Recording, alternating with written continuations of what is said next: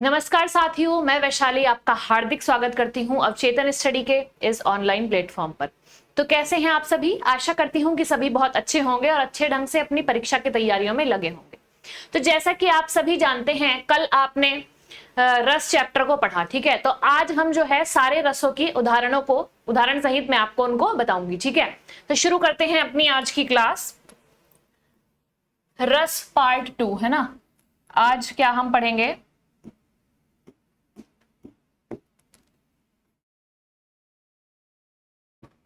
रस पार्ट 2।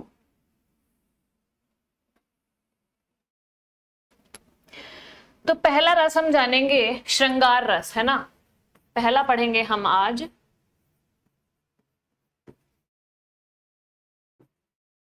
श्रृंगार रस को। श्रृंगार रस क्या होता है? जब किसी रचना में प्रेम और सौंदर्य का भाव उत्पन्न होता है ना, या नायक और नायिका के मिलन पर जो भाव उत्पन्न होते हैं, उनको हम क्या कहेंगे? उनको हम श्रृंगार रस कहते हैं, ठीक है। तो श्रृंगार रस को क्या कहा जाता है?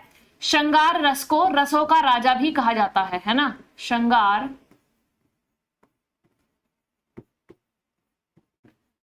रस को हम क्या कहते हैं? रसों का राजा, है ना। ये अगर आपका क्वेश्चन आ जाता है तो आप लिखेंगे रसों का राजा कौन कहलाता है? श्रृंगार रस, है ना। ये आपका मोस्ट क्वेश्चन है, मोस्ट इंपॉर्टेंट क्वेश्चन, ठीक है, जो एग्जाम में बनता भी है। रसों का राजा, है ना। और मैं कह दूं कि रसों की रानी किसको कहा जाता है, तो वो आपका होगा वियोग श्रृंगार रस। क्या होता है वो? वियोग श्रृंगार रस। भाई रसों का राजा आपका क्या हो गया? श्रृंगार रस। और रसों की रानी यदि आपसे पूछ ले तो वो आपकी क्या होगी? वो आपकी वियोग श्रृंगार रस कहलाएगा। क्या कहलाएगा? वियोग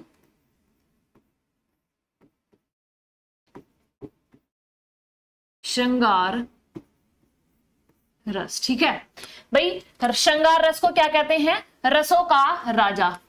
और रसों की रानी कौन कहलाती है? आपकी वियोग श्रृंगार रस। तो ये दोनों बहुत इंपॉर्टेंट क्वेश्चन है, सभी इंपॉर्टेंट करके इसके आगे लिखेंगे, है ना, ऐसे करके। तो मैं कहा थी श्रृंगार रस पर। भाई जब किसी रचना में प्रेम, सौंदर्य और आकर्षण की भावना उत्पन्न होती है ना। मैंने बोला इसकी परिभाषा क्या बनेगी? इसकी परिभाषा आप लिखेंगे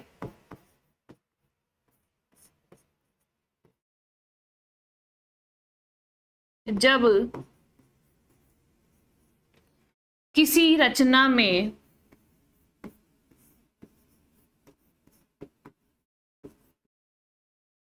प्रेम,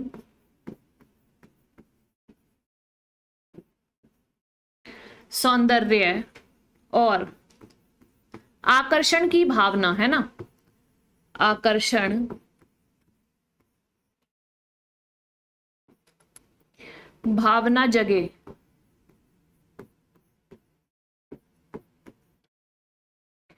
उसे क्या कहते हैं? उसे श्रृंगार रस कहते हैं।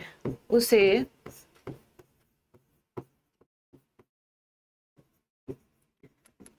श्रृंगार रस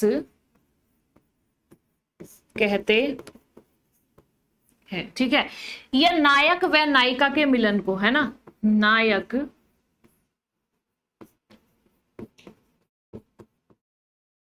व नायिका के मिलन को ही श्रृंगार रस कहते हैं, है ना। श्रृंगार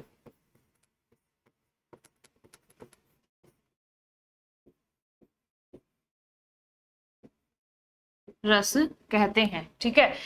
श्रृंगार रस का स्थायी भाव मैंने आपको कल की क्लास में बताया था, है ना। सभी बताएंगे श्रृंगार रस का स्थायी भाव क्या होता है? सभी बताइए। इसका स्थायी भाव भी मैंने आपको क्या बताया था? रति बताया था, है ना, कि श्रृंगार रस का स्थायी भाव क्या होता है? रति होता है।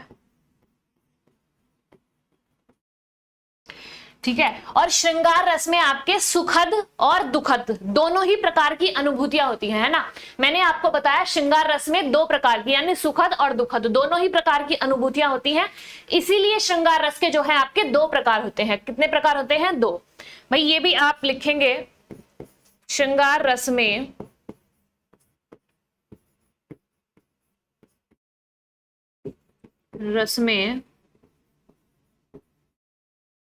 दुखद व सुखद दोनों प्रकार की अनुभूतियां होती हैं।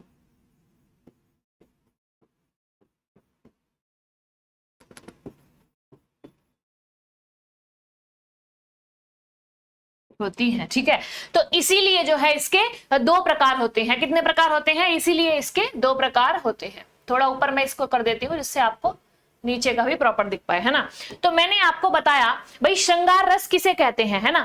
तो जहां पर किसी रचना में प्रेम, सौंदर्य और आकर्षण की भावना उत्पन्न होती है, या नायक और नायिका के मिलन को आप क्या कहते हैं? श्रृंगार रस कहते हैं। श्रृंगार रस में दुखद और सुखद दोनों ही प्रकार की आपकी अनुभूतियां होती हैं, इसीलिए जो है इसके दो प्रकार होते हैं। भाई रसों का राजा भी हम श्रृंगार रस को कहते हैं, और वियोग श्रृंगार रस को हम कहेंगे रसों की रानी। ठीक है। तो इसीलिए इसके दो प्रकार होते हैं, इसीलिए इसके दो प्रकार होते हैं। अब कौन कौन से होते हैं वो हम देखेंगे, होते हैं। ठीक है। पहला आपका होता है संयोग श्रृंगार रस, है ना। संयोग श्रृंगार रस। ठीक है। दूसरा आपका होता है वियोग श्रृंगार रस। क्या होता है? वियोग श्रृंगार रस। ठीक है। तो ये आपके दो प्रकार होते हैं श्रृंगार रस के। ठीक है। सभी को बहुत अच्छे से समझ में आया होगा। श्रृंगार रस को रसों का राजा कहा जाएगा, वियोग श्रृंगार रस को रसों की रानी कहा जाएगा। ठीक है। किसी रचना में प्रेम, सौंदर्य और आकर्षण की भावना जगे, तब वहां पर क्या होगा? आपका श्रृंगार रस होगा। ठीक है। तो सभी बहुत अच्छे से समझ गए होंगे। जल्दी से स्क्रीनशॉट लेंगे, फिर देखेंगे संयोग श्रृंगार रस हम किसे कहते हैं। ठीक है। अब चलते हैं। पहला आपका होगा संयोग श्रृंगार रस। पहला है आपका संयोग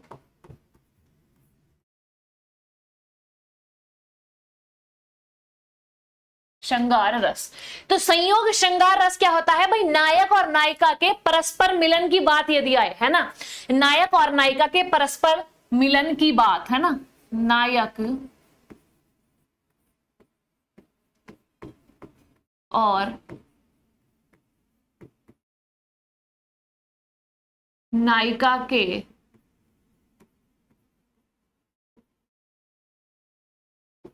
परस्पर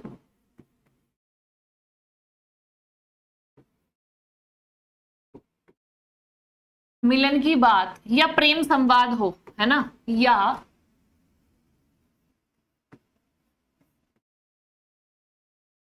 या प्रेम संवाद हो। ठीक है।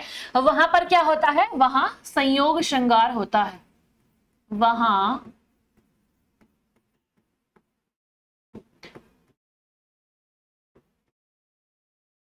संयोग श्रृंगार होता है। ठीक है।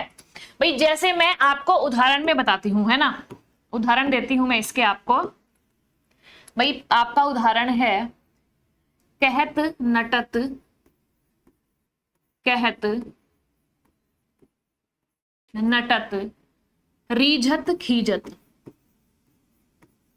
रीझत खीजत मिलत खिलत, मिलत खिलत लजियात, है ना। भरे भवन में करत है, भरे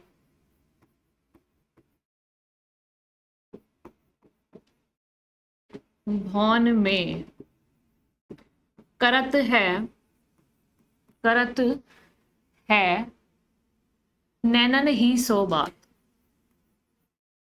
नैनन ही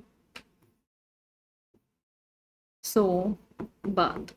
भाई इससे आपका क्या तात्पर्य है? भाई नायिका जो है पहले कुछ कहती है ना, फिर जो है नखरे करती है और मनाने पर प्रसन्न होती है। इसका अर्थ है भाई नायक और नायिका का जब प्रेम संवाद चल रहा है, मैंने आपको उदाहरण दिया, कहत नटत रीजत खीजत मिलत खिलत ये लजियात, है ना।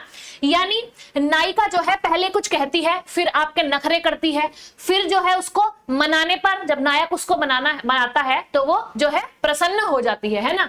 कभी झुंझलाती है, फिर मिलने को तैयार हो जाती है और जो है फिर मुस्कुराकर शर्माती है। ठीक है, तो इसका अर्थ सभी समझ गए होंगे। तो ये आपका क्या होगा? संयोग श्रृंगार रस। नायक और नायिका के परस्पर मिलन की बात या उनके प्रेम संवाद की बात अगर आए तो वो वहां पर क्या होगा? आपका संयोग श्रृंगार रस होगा। ठीक है, इसमें जो है नायिका के प्रेम भाव और संकोच और लज्जा तीनों को ही आपको देखने को मिल रहे होंगे। इसमें तीनों चीजें मिल रही हैं भाई। नायिका इसमें प्रेम भाव में भी है ना, संकोच में भी है, लज्जा में भी है और प्रसन्नता भी है उसके अंदर। ठीक है, तो यही जो है आपके श्रृंगार रस के भाव हैं, यही आपके श्रृंगार रस के भाव है। ठीक है, नेक्स्ट पर हम चलते हैं।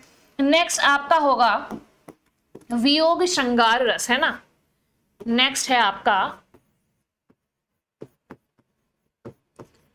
वियोग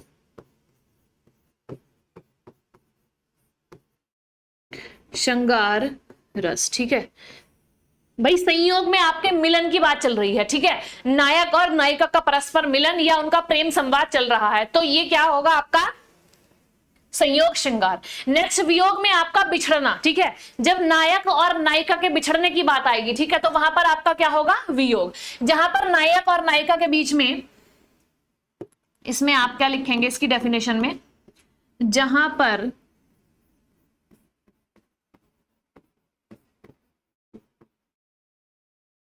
नायक और नायिका के बीच में प्रेम में वियोग का वर्णन हो, है ना, प्रेम में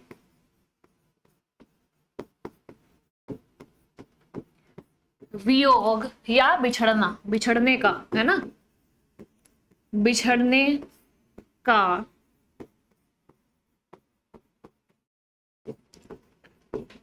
वर्णन हो, है ना, वहां वियोग श्रृंगार रस होता है। वहां वियोग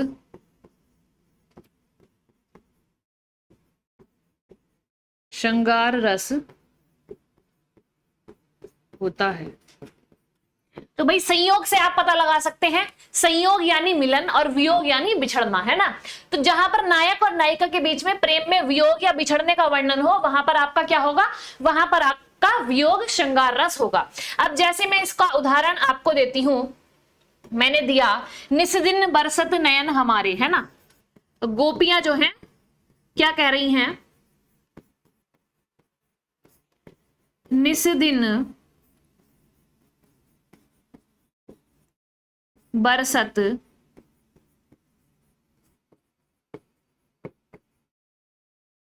नैन हमारे, है ना, सदा रहित पावस ऋतु, सदा रही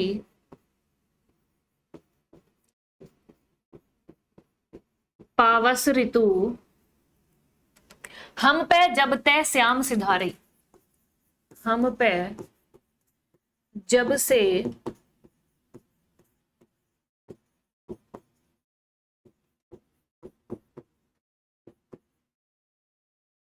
श्याम सिधारे, यानी जब से श्री कृष्ण छोड़कर गए हैं तब से हर दिन दुख से भरा है ना। गोपियां क्या कह रही हैं कृष्ण जी के वियोग में कि जब से कृष्ण जी छोड़कर गए हैं तो हमारे जो हैं नैन दिन रात बरस रहे हैं, यानी आंसू उनके, ऐसा लगता है कि जैसे जीवन में वर्षा ऋतु बरसात छा गई हो, है ना, निस्दिन बरसत नैन हमारे, यानी उनके वियोग में प्रतिदिन उनके आंखों से जो है अश्रुधारा बह रही है और ऐसा लग रहा है जैसे जब से शाम गए हैं कि जैसे जीवन में हमेशा बरसात छा रही हो, है ना। तो इसमें दुख और वियोग आपको प्रकट होता हुआ दिख रहा है, ठीक है। तो आपका संयोग और वियोग श्रृंगार रस आप दोनों को ही समझ गए होंगे। नायक और नायिका का परस्पर मिलन जहां पर होगा वहां पर आपका क्या होगा, संयोग श्रृंगार।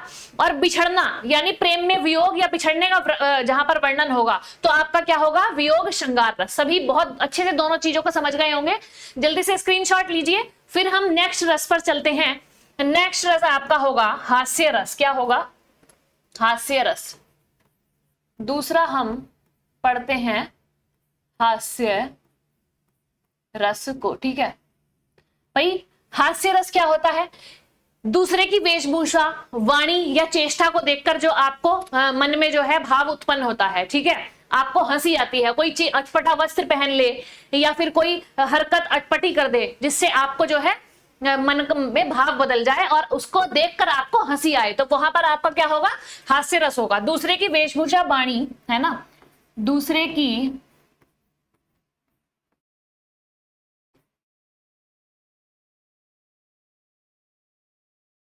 वेशभूषा,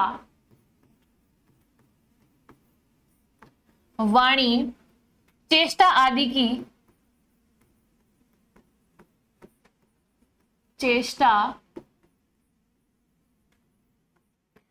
आदि की विकृति को देखकर, आदि की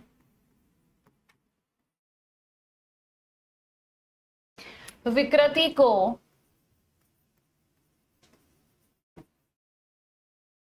देखकर हृदय में विनोद का जो भाव उत्पन्न होता है ना, हृदय में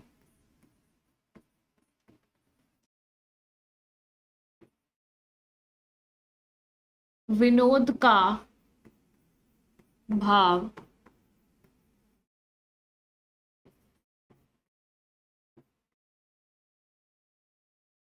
उत्पन्न होता है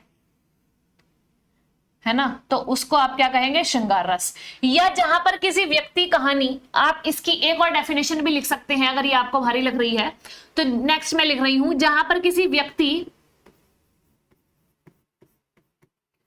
जहां पर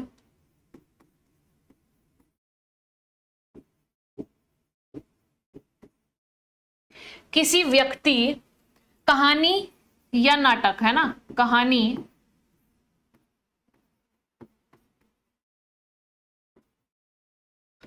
या नाटक अथवा फिल्म को, अथवा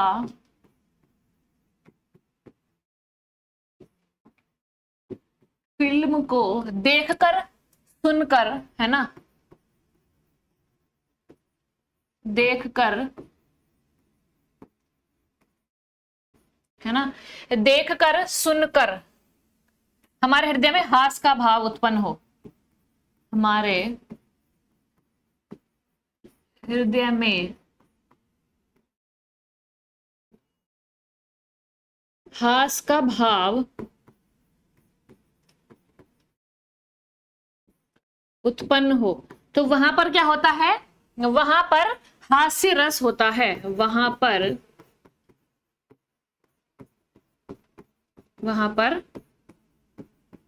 हास्य रस होता है, ठीक है। इसका स्थायी भाव बताएंगे, क्या बताया था मैंने, इसका स्थायी भाव हास होता है, इसका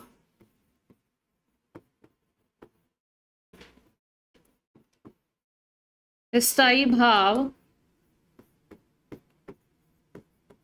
हास है, ठीक है। अब इसका उदाहरण हम देखते हैं, इसका उदाहरण देख लेते हैं भाई। जिसको सुनकर, देखकर या पढ़कर, है ना भाई, किसी व्यक्ति की वेशभूषा यदि देखकर या किसी कहानी को सुनकर या कोई चुटकुला मैं आपको सुना दूं, उसको जो सुनकर जो है आपको हंसी आएगी, है ना, या हमारे हृदय में हास का जो भाव उत्पन्न होगा तो वहां पर क्या होता है, वहां पर आपका हास्य रस होता है, ठीक है। तो इसका एग्जाम्पल मैं आपको बताती हूं भाई। एक जो है काका कविराएं हैं, ठीक है, वो जो है हास्य पर ही जो है अपनी कविताएं लिखा करते थे, ठीक है। तो उनका एक उदाहरण है, पत्नी खटिया पर पड़ी, शायद आप लोगों ने सुना भी होगा, तो वही मैं आपको यहां पर दिखा रही हूं।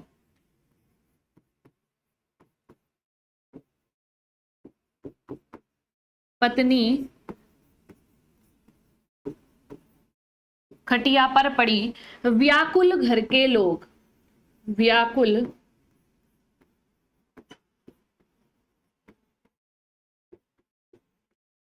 घर के लोग, ठीक है। व्याकुलता के कारण,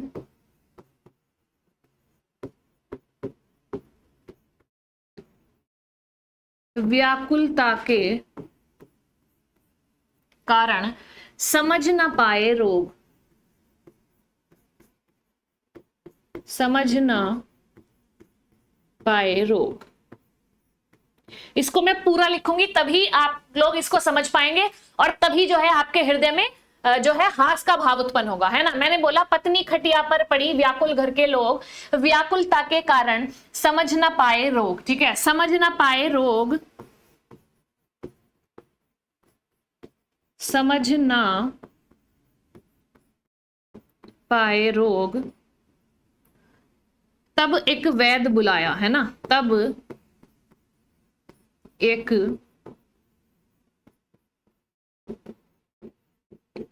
एक वैद्य बुलाया, इसको माता निकली है, इसको माता निकली है, उसने यह समझाया, उसने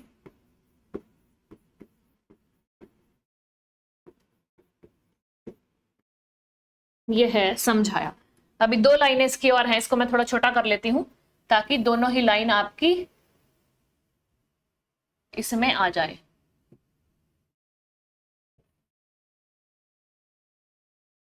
ये आपका हास्य रस का उदाहरण है, ठीक है।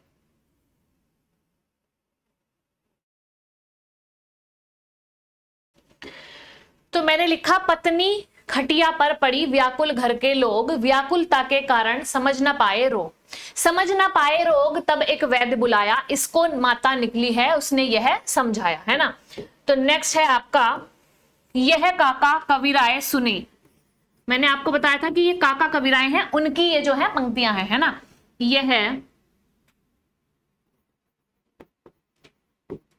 काका कविराय सुने, मेरे भाग्य विधाता, मेरे भाग्य विधाता, हमने समझी थी पत्नी, वह तो निकली माता, है ना। हमने समझी थी पत्नी,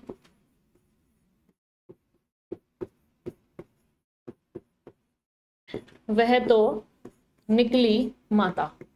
अब आप सभी बताइए, इसको पढ़कर आपको हंसी भी आ रही होगी, है ना। इसको पढ़कर हंसी आ रही होगी, ये एक हास्य रस का उदाहरण मैंने आपको दिया है भाई। जिसको पढ़कर, सुनकर या देखकर, है ना, हृदय में हंसी का भाव उत्पन्न होता है तो वहां पर आपका क्या होगा, हास्य रस। तो आपका क्या है इसका अर्थ, पत्नी खटिया पर पड़ी, व्याकुल घर के लोग, यानी एक आदमी की जो पत्नी है वो खाट पर लेटी हुई है बीमारी के कारण, है ना। व्याकुलता के कारण समझ ना पाए रोग, उसके घर वाले जो है उसको रोग समझ नहीं पाते हैं, तो फिर वो क्या करते हैं, एक वैद्य को बुलाते हैं। समझ ना पाए रोग, तब एक वैद्य बुलाया, इसको माता निकली है, उसने यह समझाया। तो वैद्य ने जो कहा कि इसको माता निकली हुई है, ठीक है। तो यह काका कविराय सुने, मेरे भाग्य विधाता, तो वो आदमी कह रहा है कि हे भगवान, मैंने तो इसको पत्नी समझा था और ये तो माता निकली, ठीक है। तो ये आपका क्या होगा, ये आपका हास्य रस का उदाहरण है, ठीक है। सभी बहुत अच्छे से समझ गए होंगे, जल्दी से स्क्रीनशॉट लीजिए, फिर नेक्स्ट पर चलते हैं जो आपका है करुण रस, ठीक है। हास्य रस को सभी समझ गए होंगे। नेक्स्ट आपका आता है तीसरा, करुण रस। करुण रस, तो करुण रस आपका क्या है, जहां पर किसी कविता, कहानी, नाटक अथवा फिल्म आदि को सुनने पढ़ने पर हमारे हृदय में शोक का भाव उत्पन्न होता है ना। इस पर हम लिखेंगे, जहां पर किसी कविता, कहानी, जहां पर किसी कविता, कहानी नाटक या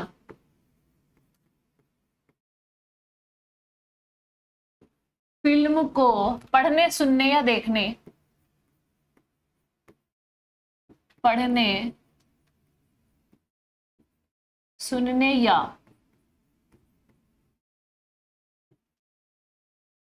देखने पर मन में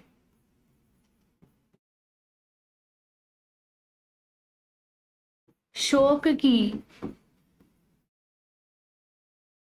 की भावना संचरित हो, है ना, संचरित, वहां पर क्या होगा, वहां पर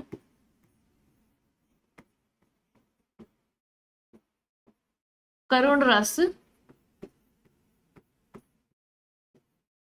होता है। ठीक है, तो सभी समझ गए, जहां पर किसी कविता, कहानी, नाटक या फिल्म को पढ़ने सुनने अथवा देखने से मन में जो आपका शोक का भाव उत्पन्न होता है वो क्या कहलाता है आपका, वो करुण रस कहलाता है। ठीक है, तो जैसे मैं आपको उदाहरण देती हूं, इसका उदाहरण लिखेंगे, शोक विकल सब रोवहि रानी, शोक विकल सब रोवहि रानी, रूप सीलू बलु तेज बखानी, रूप सीलू बलु तेज बखानी, करही विलाप अनेक प्रकारा, करही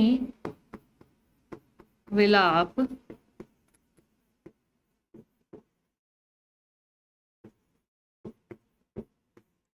अनेक प्रकारा, परही भूमितल बारही बारा,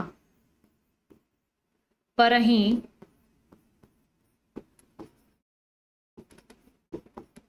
भूमितल बारही बारा। यानी ये उदाहरण आपका क्या कह रहा है भाई, जब राजा दशरथ की मृत्यु होती है, ठीक है, ये राजा दशरथ की जब मृत्यु होती है तो सभी रानियां जो हैं शोक व्यक्त कर रही हैं और रो रही हैं, है ना, विलाप कर रही हैं। रूप सीलू बलु तेज बखानी, यानी बता रही हैं कि राजा दशरथ में कितना तेज था या वो कितने बलवान थे, है ना। करही विलाप अनेक प्रकार, यानी प्रकार, कई प्रकार से जो है रो रही हैं। भाई रोने के भी अपने अपने सबके अलग अलग प्रकार होते हैं, है ना। तो परही भूमितल बारही बारा, बहुत बार बार रो रही हैं, विलाप कर रही हैं और जो है भूमि पर गिर गिर जा रही हैं ना। ठीक है, ये आपका किसका है, तुलसीदास का, किसका है, तुलसीदास द्वारा ये रचित है आपका। भाई इसमें आश्रय क्या हो गई, आपकी रानी हो गई, है ना। आश्रय जैसे मैंने आपको कल बताया था, इसमें क्या हो गया, आश्रय आपकी रानियां है ना, रानियां। और विषय आपका क्या है भाई, राजा दशरथ, राजा दशरथ की मृत्यु पर ही तो विलाप हो रहा है, तो आपका विषय क्या हो गया, राजा दशरथ, है ना। आश्रय आपका रानियां है भाई, जिसके कारण विलाप हो रहा है वो राजा दशरथ यानी विषय, और जो आश्रय यानी जो विलाप कर रही हैं वो कौन है, आपकी रानियां है। भाई राजा दशरथ की मृत्यु पर जो है शोक का वातावरण इस उदाहरण में दिखाया गया है। शोक विकल सब रोवहि रानी, रूप सीलु बल तेज बखानी, करही विलाप अनेक प्रकारा, परही भूमितल बारही बारा। ठीक है, तो सभी समझ गए होंगे करुण रस को बहुत अच्छे से, है ना। जल्दी से स्क्रीनशॉट लेंगे, फिर नेक्स्ट पर चलते हैं वीर रस पर। भाई वीर रस आपका क्या कह रहा है, वीर रस क्या होता है, नेक्स्ट हम देखेंगे वीर रस को।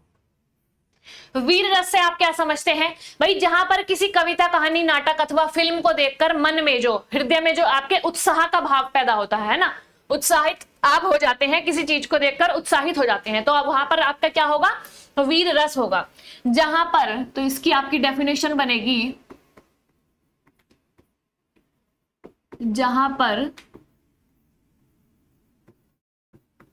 किसी कविता, कहानी, नाटक या फिल्म को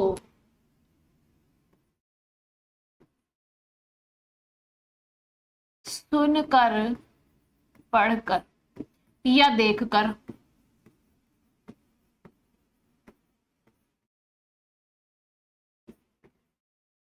मन में जो उत्साह की भावना पैदा होती है ना, उत्साह की भावना जागृत होती है, वहां पर क्या होता है, वहां पर वीर रस होता है। ठीक है, वहां पर क्या होता है आपका वीर रस। इसका स्थायी भाव बताएंगे क्या होता है, मैंने आपको कल की क्लास में बताया था। इसका स्थायी भाव क्या होता है, उत्साह होता है। क्या होता है, इसका स्थायी भाव उत्साह होता है। ठीक है भाई, इसके जो है आपके 4 प्रकार हैं। वीर रस के कौन कौन से प्रकार हैं, 4। आप सभी को पता होना चाहिए, वीर रस के आपके 4 प्रकार होते हैं। 4 प्रकार होते हैं, कौन कौन से होते हैं भाई, आपका युद्धवीर, धर्मवीर है ना, युद्धवीर, धर्मवीर, और आपका दानवीर और दयावीर है ना, दानवीर, और आपका एक होता है दयावीर।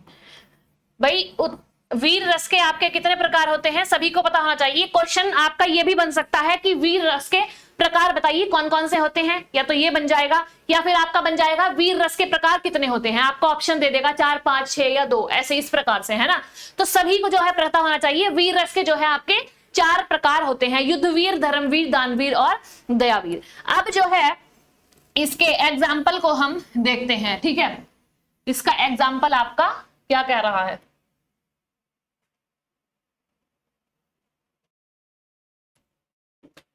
इसका एग्जाम्पल आपका क्या कहता है, एग्जाम्पल में देखते हैं हम। मैं सत्य कहता हूं सखे, सुकुमार मत जानो मुझे, है ना, सुकुमार मत जानो मुझे, यमराज से भी युद्ध को, है ना, यमराज से भी युद्ध को प्रस्तुत सदा मानो मुझे, प्रस्तुत सदा मानो मुझे। भाई ये कौन कह रहा है, किसकी ये पंक्तियां हैं, क्या आप सभी को पता है। भाई जब महाभारत का युद्ध हुआ था तो ये पंक्तियां किसने कही थी, आप बताइए। है औरों की, है औरों की बात क्या, है औरों की बात क्या, गर्व मैं करता नहीं,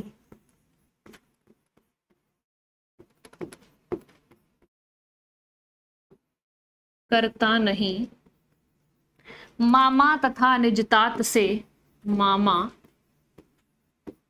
तथा निजतात से समर में डरता नहीं, समर में डरता नहीं।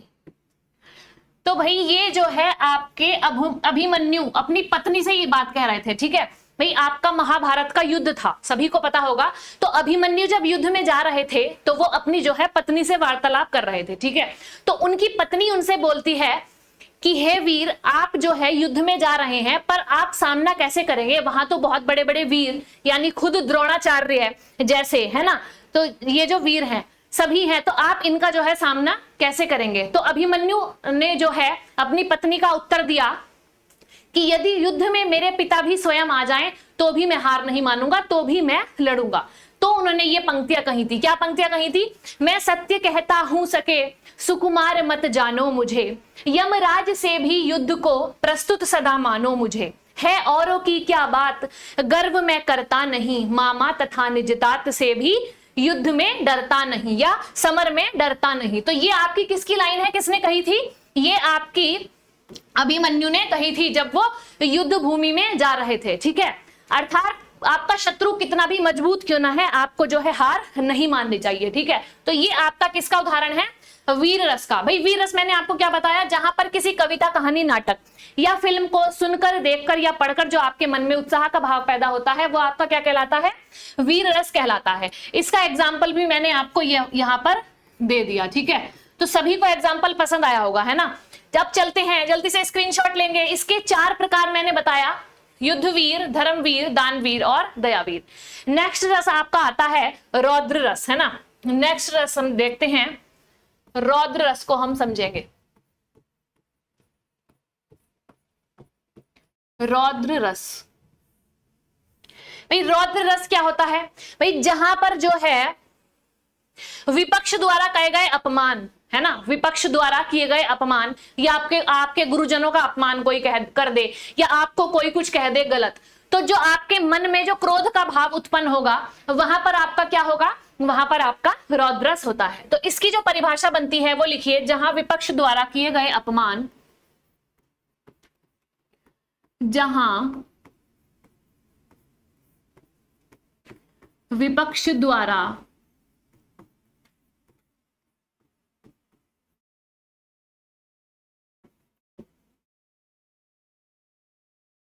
किए गए अपमान, अथवा अपने गुरुजन आदि, अथवा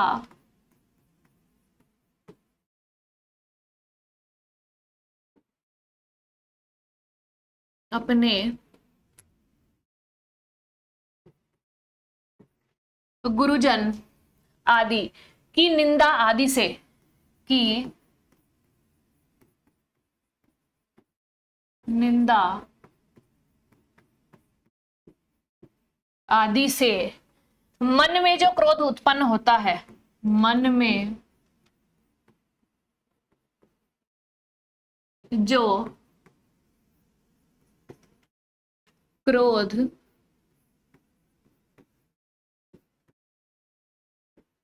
उत्पन्न होता है, वहां पर आपका क्या होगा? वहां पर रौद्र रस होता है, वहां पर रौद्र रस होता है। तो सभी समझ गए होंगे भाई रौद्र रस क्या होता है। इसका जो है स्थायी भाव मैंने आपको क्या बताया था, सभी बताएंगे। इसका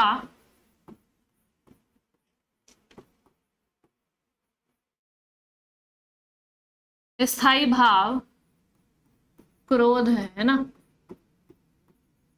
क्रोध है। ठीक है, तो सभी समझ गए होंगे, जहां विपक्ष द्वारा किए गए अपमान या किसी की निंदा, या आपके परिवार की निंदा, या आपकी निंदा कोई कर दे, है ना, आपके बारे में कुछ गलत कह दे, या आपके गुरुजनों या आपके परिवार के बड़े सदस्यों के बारे में कुछ गलत कह दे, तो आपके मन में क्या उत्पन्न होगा? भाई क्रोध, यानी गुस्सा हो उठेंगे आप, है ना? तो गुस्से से आपका मुंह लाल हो जाएगा, तो वहां पर आप क्या होगा? रौद्र रस होगा। ठीक है, इसका स्थायी भाव जो है वो क्रोध होता है। इसका एग्जाम्पल हम देखते हैं, इसका उदाहरण क्या कहता है? उदाहरण जैसे श्री कृष्ण के सुन वचन अर्जुन क्षोभ से जलने लगे, है ना? श्री कृष्ण के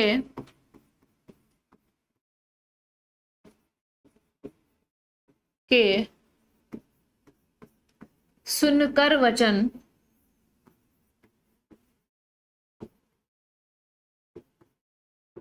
अर्जुन क्षोभ से जलने लगे, जलने लगे। ठीक है, जैसे मैं लिखती हूं, उस काल मारे क्रोध के, उस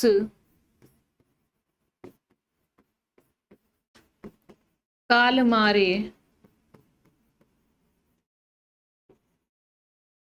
क्रोध के तन कांपने उनका लगा, तन कांपने उनका लगा, मानो हवा के जोर से सोता हुआ सागर जगा, है ना। मानो हवा के जोर से सोता हुआ सागर जगा। जब श्री कृष्ण के वचन सुनकर अर्जुन को क्षोभ से जल उठे थे या उनको गुस्सा आ गया था, तो भाई युद्ध भूमि में कि मेरे से ज्यादा बड़ा नहीं हो सकता कोई, है ना, मैं सभी को जो है मार गिराऊंगा, ठीक है। तो उस काल मारे क्रोध के तन कांपने उनका लगा, मानो हवा के जोर से सोता हुआ सागर जगा, ठीक है।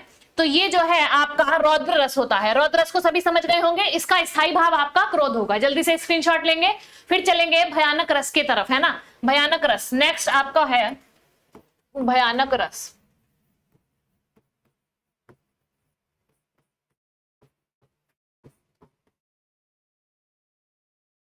भाई भयानक रस आपका क्या होगा, भाई किसी भयानक अथवा अनिष्टकारी वस्तु को देखकर, है ना, कोई भयानक दृश्य आप देख लें, सांप आप अगर देख लें, है ना, तो आपके मन में जो है डर का भाव उत्पन्न होता है, तो आपका वहां पर क्या होगा, भयानक रस होता है। किसी भयानक अथवा, तो इसकी आपकी डेफिनेशन बनेगी किसी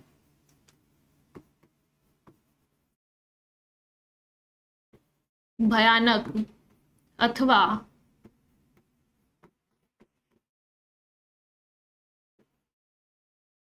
अनिष्टकारी वस्तु या व्यक्ति को देखकर, व्यक्ति को देखने, उससे संबंधित वर्णन, देखने या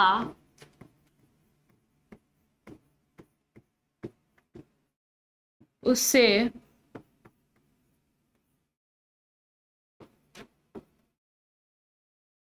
संबंधित वर्णन सुनने या स्मरण आदि करने से, वर्णन सुनने या स्मरण आदि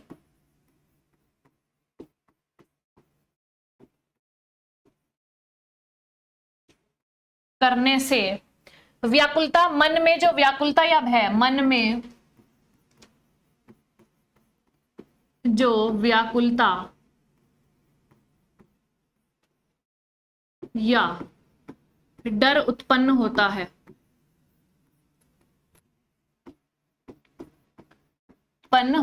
वहां पर आपका क्या होगा, वहां पर भयानक रस होता है, भयानक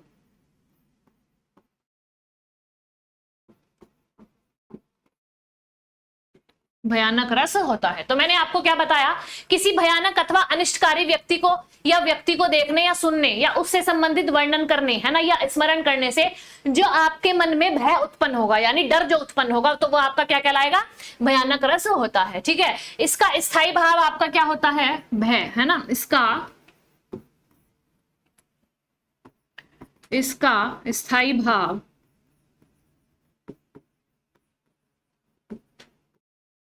भय होता है। अब जैसे इसके एग्जाम्पल की तरफ हम चलते हैं, इसका एग्जाम्पल क्या होगा आपका, है ना। तो इसका एग्जाम्पल है एक और अजगरही लखी। इसका एग्जाम्पल मैं लेती हूं,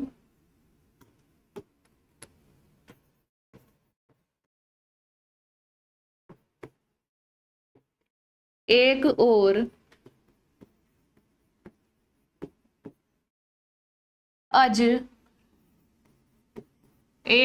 अजगरही लखी,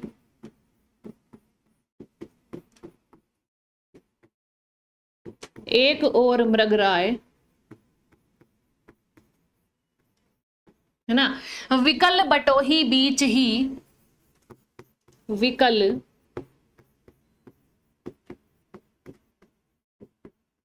बटोही बीच ही परियो मूर्छा खाए।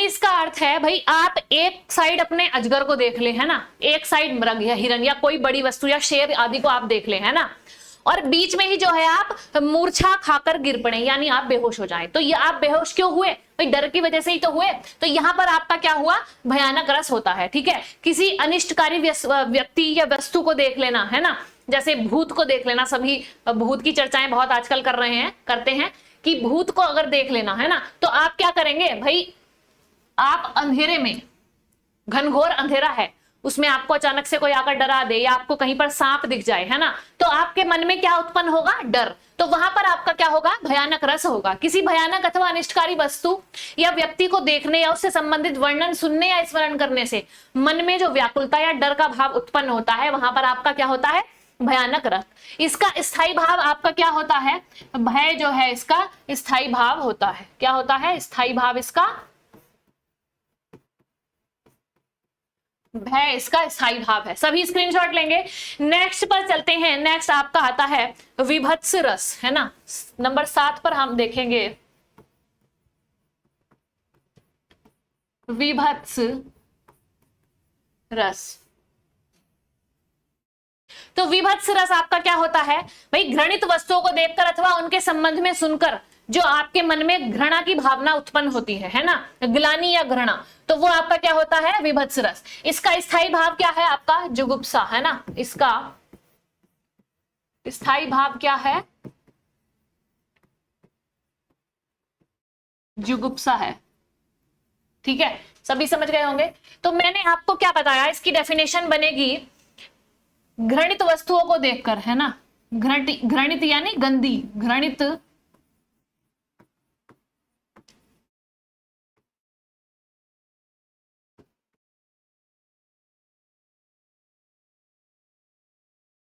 घृणित वस्तुओं को देखकर अथवा उनके संबंध में सुनकर, अथवा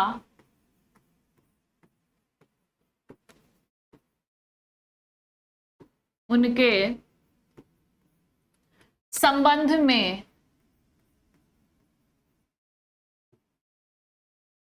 सुनकर, घृणित वस्तुओं को देखकर अथवा उनके संबंध में सुनकर उत्पन्न होने वाली ग्लानि या घृणा, है ना, उत्पन्न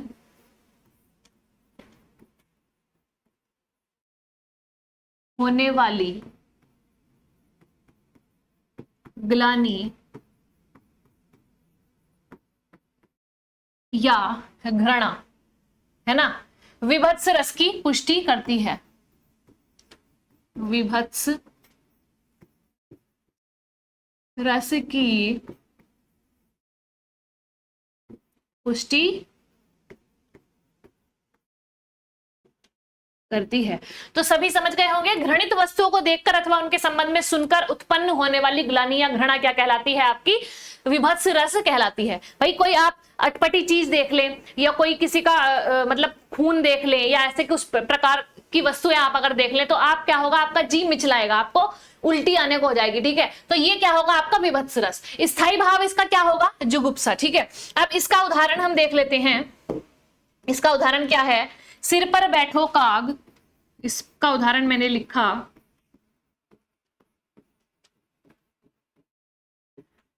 सिर पर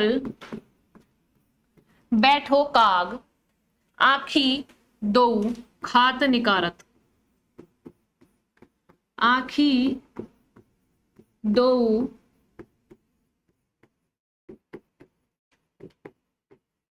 खात निकारत, खींचत जीवहि स्यार, खींचत जीवहि स्यार, अति आनंद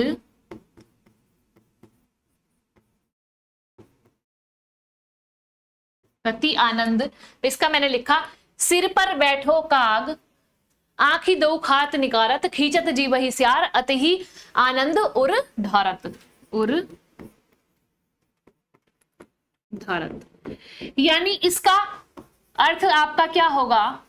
भाई सिर पर जो है काग बैठा हुआ है यानी कौआ, और दोनों आंखें जो है खाल कर निकाल कर उनको खा रहा है, ठीक है। और खींचत जीभ ही सियार, यानी सियार जो होता है वो जीभ को खींच कर उसको मसल मसल कर उसको खा रहा है और उसका आनंद ले रहा है। भाई सियार को जो है जीभ खाना बहुत पसंद होता है ना। तो ये जो है आपको इसको सुनकर आपके मन में क्या ग्लानि और घृणा की भावना जो है उत्पन्न हो रही है, तो आपका क्या होगा यहाँ पर विभत्स रस होगा। इसका स्थायी भाव मैंने आपको बताया जुगुप्सा है, ठीक है। तो ये इसका फेमस उदाहरण है, सिर पर बैठो काग आंखी दो खात निकारत, खींचत जीभ ही सियार अति आनंद उर धारत, ठीक है। तो सभी को अच्छे से समझ में आ गए होंगे। आज जितने भी मैंने रस पढ़ाए हैं उनके उदाहरण सहित आपको पढ़ा दिया है, बहुत अच्छे से आपको समझ आ गए होंगे। आपका एग्जाम में भी इसी तरह बनेगा कि आपको जो है उदाहरण दे देगा और पूछेगा कि इसमें किस प्रकार का रस है, तो आप उदाहरणों की प्रैक्टिस विशेष रूप से करेंगे। आप अपने प्रैक्टिस सेट या जहां पर सभी आप हिंदी पढ़ रहे हैं, है ना, या फिर हिंदी की बुक भी आपके पास होगी, तो आप ज्यादा से ज्यादा उदाहरणों को करेंगे तो आप सीख पाएंगे कि कौन सा उदाहरण का क्या अर्थ निकल रहा है और उसमें किस प्रकार का रस है। तो बाकी बचे हुए रस जो है वो हम कल की नेक्स्ट क्लास में करेंगे और उसके क्वेश्चन भी मैं उसी में ले आऊंगी, ठीक है। तो तब तक के लिए धन्यवाद, मिलते हैं कल की क्लास में बाकी बचे हुए रस के पार्ट में। धन्यवाद।